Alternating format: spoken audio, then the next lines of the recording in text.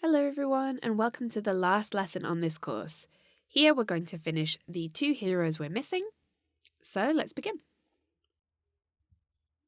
Just like we did for the first one, we'll select and we'll block the figure. This one, as you see, is inspired by Wonder Woman. See how the pose and the body of this woman are different to the one we worked on before. This heroine is stockier, she's stronger, and she's more powerful. So we need to make this stand out when we draw her. In previous lessons, we saw different women's bodies, and this is where that comes in use. Before we were drawing a slim figure, but now we're drawing a stronger body type, so we need to make use of those tricks. As you can see, the facial expression of this character is quite tough, but she does have a slight smile. She looks heroic. We need to make the most of this. The eyebrows can help us add a serious touch to the character, and a slight smile can make it even more interesting. To draw these characters, we'll skip ahead a few steps, so you don't need to see the whole process if you watched the previous lesson where we drew Rey. What I need you to do right now is observe the details or take note of my comments. So we'll start with the line art.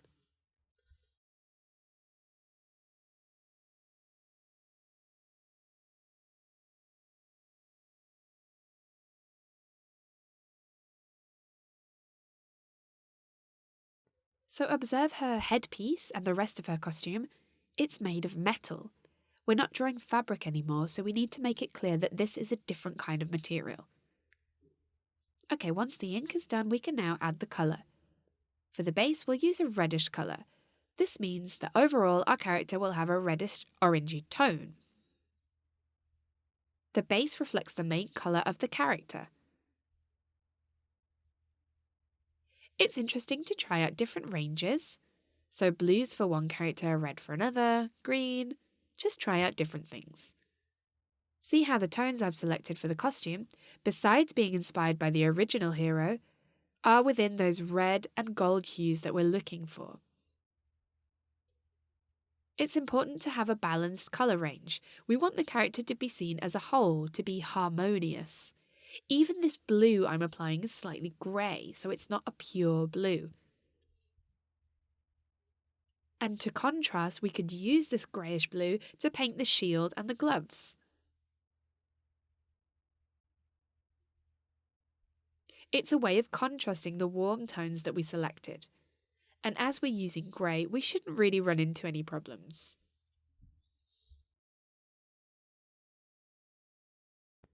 We could adjust some areas and make them a different colour, for example the skin. I've made it a bit lighter. It's important to make these kind of adjustments if we need a bit of contrast. See how in general, compared to the first character we drew, this one is more dynamic.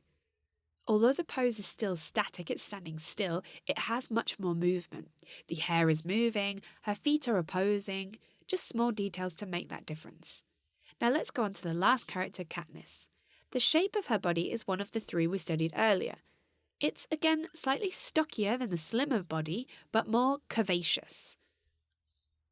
And with this, we've applied the three body shapes to our characters. I've almost copied the reference here, because the pose was really ideal. Although when I say copy, I mean I've reinterpreted it. Remember, it's okay not to draw things from the top of your head. You have to learn somehow, and using reality or nature to copy from is really the best way to learn.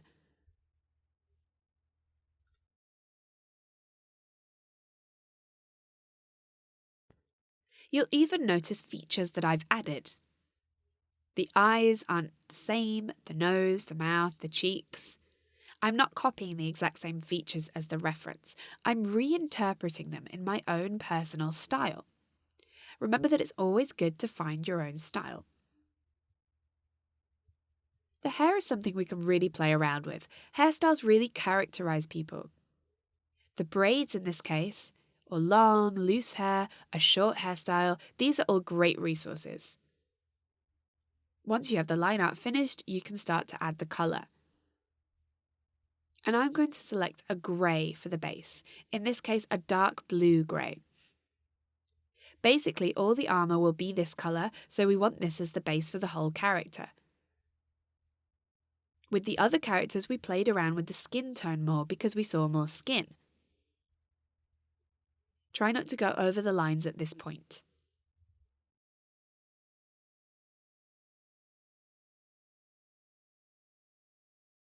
Let's apply the skin tone so it contrasts quite a lot with the clothing. This way we can really tell what's skin and what is armour.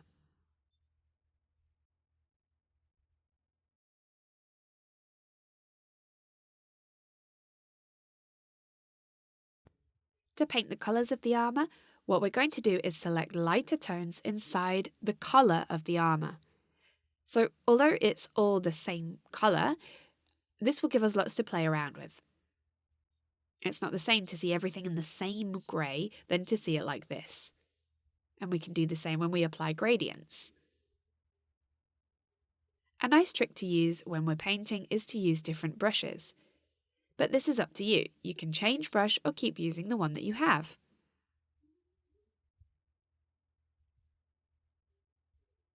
When applying light, use a lighter purple instead of yellow.